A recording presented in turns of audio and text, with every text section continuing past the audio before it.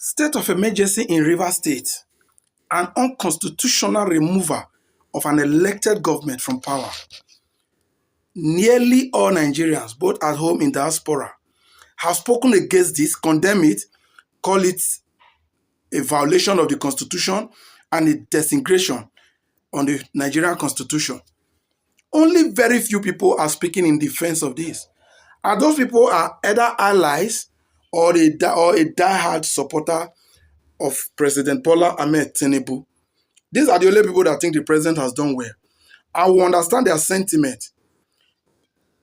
Past presidents, future presidents, yeah, I know what I'm saying, because everybody condemning it now.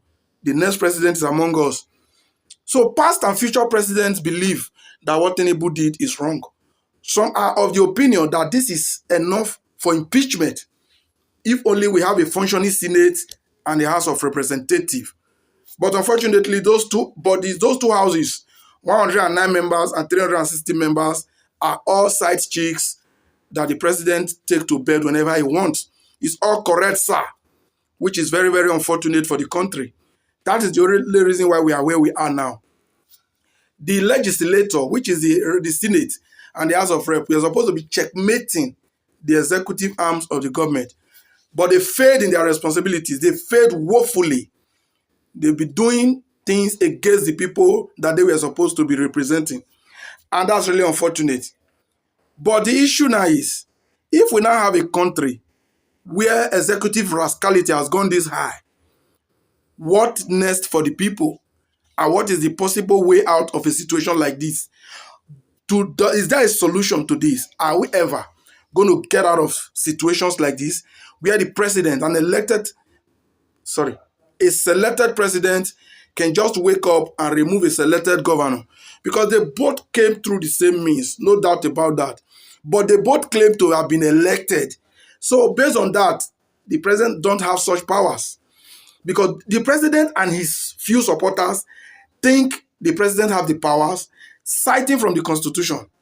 While over 90% of Nigerians think the president has done something illegal and unlawful, citing from the same constitution. Does that also mean that the constitution is a problem of its own? No doubt. We've spoken about that in recent times. That constitution supports, give room for those in support, and give room for those against. Is that actually a constitution? I want to believe that not until Nigeria trash this constitution, we might have a long way to go. Nigeria obviously needs a new constitution. That's obvious. But as for those of you supporting the Bola Ahmed Tinubu, I only pity for you, because a governor is equal to a president at the state level. The governor of Rivers State is the president of Rivers State, just as Tinubu is the president of Nigeria living in Aso Rock. They both have immunity. So in a situation where Tinubu cannot just wake up and say, you live there, if this is tolerated, we all should know it's only a beginning.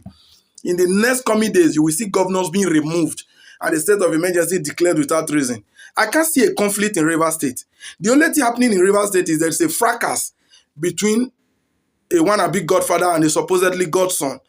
And the reaction to that is you declare state of emergency. Benue is still under a civilian rule. The lives that have gone down in Benue is countless. No civilian, no emergency declaration there. No state of emergency. Other northern part of the state. And I think recently we saw a video of two Nigerian army publicly executed by bandits. It happens in Nigeria.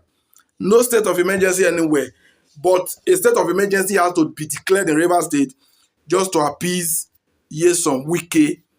And we actually think we have a government.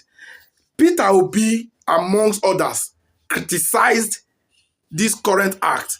Peter Obi used the word, and I quote, he said democracy has fallen in Nigeria. Without Peter Obi saying this, is it a secret? Are we all not aware? But you see this presidential spokesman, is it Bayo Ononuga they call this man? People that ought to have been either in prison or in zoo, unfortunately found themselves in position of power and just talking rubbish.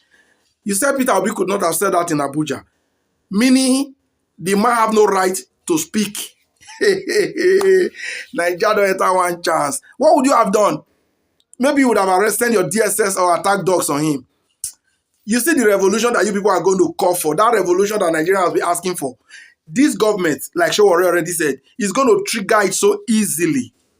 Very, very easy out of their ignorance and recklessness and carelessness. Eh. So people can no longer talk about things that are abnormal.